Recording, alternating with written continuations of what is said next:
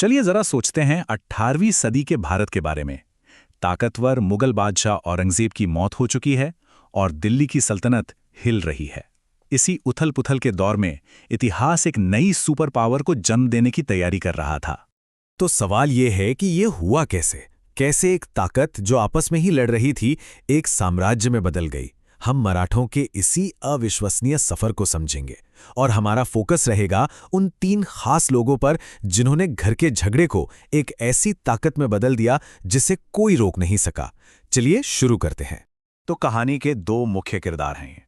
एक तरफ है शाहू महाराज, जो मुगलों की कैद से वापस लौटे थे, और दूसरी तरफ है बाजीराव प्रथम, जिनकी तलवार ने साम्राज्य का नक्शा ही बदल दिया। इन्हीं दोनों की किस्मत ने मिलकर एक नए मराठा साम्राज्य को गढ़ा।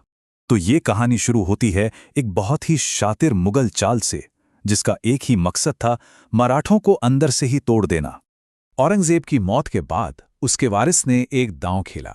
उन्होंने शाहू महाराज को कैद से रिहा कर दिया। क्यों? उनकी उम्मीद थी कि मराठा गद्दी के लिए घर में ही लड़ाई छिड़ जाएगी, एक सिविल वॉर। और ये एक ऐसा दांव था जो मराठा ताकत को हमेशा के लिए खत्म कर सकता था। देखिए, शाहू कोई आम राजकुमार नहीं थे। उनका बचपन मुगल कैंप्स में बीता था, तो ये एक तरह से कैद भी थी और एक तरह की पाठशाला भी। इसी वजह से वो मुगलों की राजनीति, उनकी ताकत और खासकर उनकी कमजोरियों को किसी भी दूसरे मराठा से कहीं बेहतर जानते थे, और यही जानकारी उनका सबसे बड़ा हथियार बनने वाली थी। और हुआ भी ठीक वही जैसा मुगलों ने सोचा था। शाहू के आते ही उनका सीधा टकराव हुआ महारानी ताराबाई से, जो उस वक्त राज कर रही थीं। इसका नतीजा हुआ खेड़ की लड़ाई, जिसने मराठा सरदारों को 2 गुटों में बांट दिया। शाहू महाराज जंग तो जीत गए, ताज भी पहन लिया, पर राज्य एक नहीं रहा।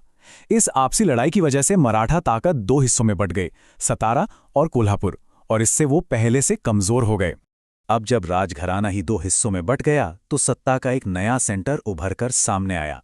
और ये सेंटर किसी राजा के खानदान पर नहीं, बल्कि सिर्फ और सिर्फ काबिलियत पर आधारित था। यहीं पर मराठा सोच में एक बहुत बड़ा एक क्रांतिकारी बदलाव आया। उन्होंने ये समझा कि कमजोर होते मुगल साम्राज्य से लड़ने का अब कोई फायदा नहीं है। इसके बजाय अगर वो मुगलों के रक्षक बन जाएं, तो वो उन्हीं के खर्चे पर अपना साम्राज्य बढ़ा सकते हैं। कितनी कमाल की और दूर की सोच थी ये। और इस कमाल की सोच को असलियत में बदलने का काम किया बालाजी विश्वनाथ ने। वो एक बहुत ही अनुभवी और काबिल मंत्री थे, जिन्हें शाहू महाराज ने पेशवा यानी प्रधानमंत्री बनाया। उन्होंने ही मराठा ताकत को एक नई दिशा दिखाई। अब बालाजी की सबसे बड़ी डिप्लोमैटिक जीत क्या थी? वो थी चौथाई और सरदेशमुखी के अधिकार हासिल करना। सीधे सीधे कहें तो अब मराठों को मुगलों के ही बड़े इलाकों से टैक्स वसूलने का लीगल हक मिल गया था। ये सिर्फ पैसा नहीं था, ये वो ईंधन था जिससे साम्राज्य की गाड़ी चलने वाली थी। एक ऐसी ताकत जिसने मराठों के खजाने हमेशा के लिए भर दिए। और देखिए, ये कदम कितना जरूरी था। इसने मराठों को सिर्फ हमला करने वालों की छवि से निकालकर एक ऐसे राज्य में बदल दिया जिसकी अपनी एक मजबूत अर्थव्यवस्था थी। और जहां पैसा होता है, वहां ताकत अपने आप आ जाती है। तो अब एक मजबूत राज्य था, खजाना भरा हुआ था, और अब मंच तैयार था एक नए तरह के लीडर के लिए, एक ऐसे लीडर के लिए जो विजेता हो। और इस मंच पर एंट्री होती है बाजीराव प्रथम की। अपने पिता के बाद उन्होंने पेशवा का पद संभाला।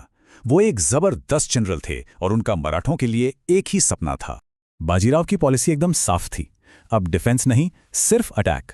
कमजोर मुगल साम्राज्य का पूरा फायदा उठाओ और पूरे भारतीय उपमहाद्वीप में मराठा असर को फैलाओ। और उन्होंने ठीक यही किया भी। अपने 20 साल के करियर में बाजीराव ने एक के बाद एक जीत हासिल की। मालवा से लेकर पुर्तगालियों तक उन्होंने मराठा झंडा हर जगह फहराया। ये शब्द बुंदेलखंड के राजा छत्रसाल के हैं। उन्होंने एक मुगल सूबेदार के खिलाफ मदद मांगने के लिए बाजीराव को यह खत लिखा था। इससे पता चलता है कि पेशवा की शोहरत एक रक्षक के तौर पर कितनी फैल चुकी थी। बाजीराव ने उनकी मदद की और नतीजा जबरदस्त रहा। इस जीत ने सेंट्रल इंडिया में मराठा ताकत को और भी मजबूत कर दिया। ये टाइमलाइन दिखाती है कि बाजीराव की जीत की रफ्तार क्या थी।